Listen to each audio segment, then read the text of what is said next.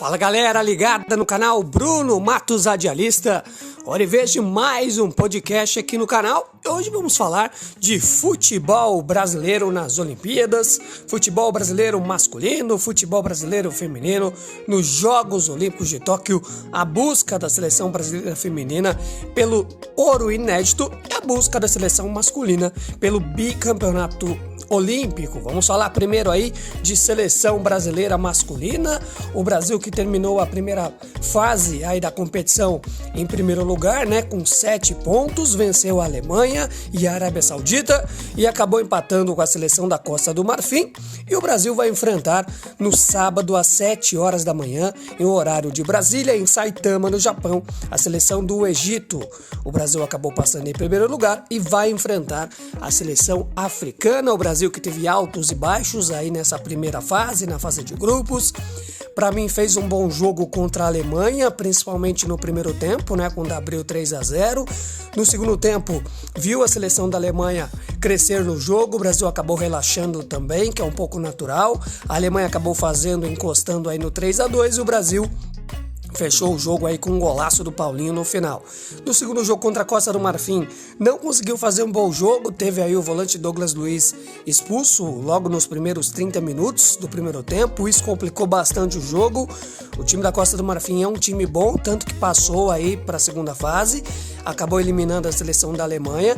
No terceiro jogo, um jogo também mais difícil do que se previa, o Brasil não conseguiu mais uma vez jogar bem, não conseguiu furar aí o forte bloqueio e a forte defesa proposta pela seleção saudita. O Brasil acabou vencendo pelo placar de 3-1. O destaque da seleção é o Richarlison, né? É o grande artilheiro do Brasil nos Jogos Olímpicos. Para mim é o grande destaque desse time, tá fazendo bons jogos e é a grande esperança do Brasil para a conquista aí de mais um ouro olímpico. Lembrando que o Brasil é o atual campeão olímpico, venceu pela primeira vez o ouro olímpico em cima da seleção da Alemanha na Rio 2016. Então Brasil e Egito, sábado às 7 horas da manhã em Saitama. Se o Brasil vencer essa partida, né, já vai lutar por uma medalha. O Brasil chega à semifinal, vai enfrentar Coreia do Sul ou México, que vão fazer mais um jogo das quartas de final. Japão e Nova Zelândia, Espanha e Costa do Marfim fecham aí os jogos das quartas de final do futebol masculino olímpico em Tóquio 2020. As seleções surpresas, na minha opinião, para mim, Nova Zelândia, o Egito e a Costa do Marfim, que chegam às quartas de final, eliminando aí, consequentemente, as seleções mais tradicionais, mas também que não foram com as suas forças máximas para os Jogos Olímpicos, a França, a Alemanha e a Argentina, que estão eliminadas aí dos Jogos de Tóquio. Vamos falar agora do futebol feminino. Futebol feminino, a saga e a busca da nossa seleção, comandada pela Pia Sundhage, a treinadora sueca, bicampeã olímpica, medalha de prata nos Jogos do Rio 2016 com a seleção da Suécia.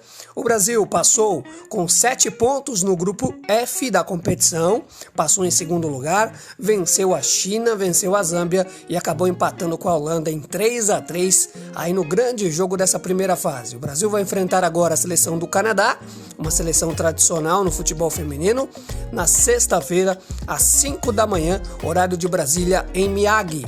Os outros jogos aí das quartas de final, Holanda e Estados Unidos, Suécia e Japão, Grã-Bretanha e Austrália. Semifinais na segunda-feira, vão acontecer na segunda-feira as semifinais. O Brasil vai enfrentar o vencedor de Holanda e Estados Unidos, né?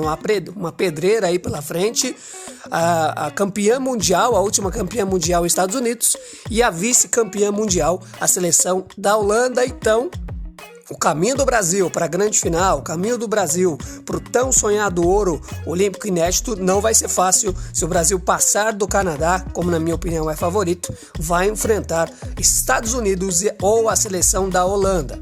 O Brasil fez uma boa primeira fase, na minha opinião, num grupo que se esperava ter um pouco mais de dificuldade, né? Não pela Zâmbia, que já seria a seleção mais fraca, mas pela China. A China não conseguiu fazer uma boa competição, é um time bem renovado, é um time tradicional no futebol feminino, mas vem com uma reformulação e uma reestruturação do futebol feminino na China.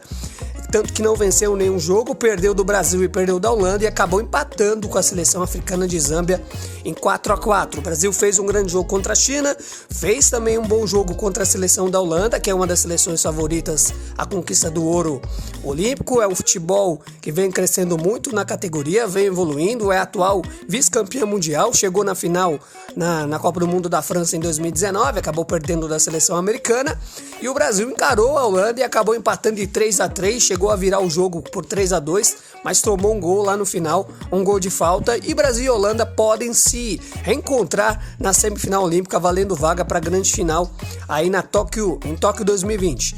Então a expectativa é muito grande para a seleção brasileira, não é um caminho fácil, não é um caminho tranquilo, vai ser um jogo complicado contra o Canadá, como eu já falei, por ser um jogo contra uma seleção tradicional, é um bom time, é umas quartas de final de Olimpíada, perdeu, volta para casa, vai ser um jogo difícil, um jogo tenso, mas eu confio aí no time da Pia que o Brasil consiga chegar na semifinal, e aí vai ser briga de cachorro grande contra a seleção da Holanda ou contra a seleção americana. Do outro lado vai ter também Suécia e Japão, Grã-Bretanha e Austrália, tá bom? Então vamos finalizar por aqui mais um podcast. A gente volta nos próximos dias com mais podcast aqui no canal Bruno Matos Radialista. Não se esqueça, deixa o like no vídeo, compartilhe o vídeo aí nos seus grupos de WhatsApp, se inscreva no canal e ative o sininho para você ter uma notificação quando tiver vídeo novo, tá bom? Então não se esqueça mais uma vez, se inscreva no canal Bruno Matos Radialista. Um abraço e até mais!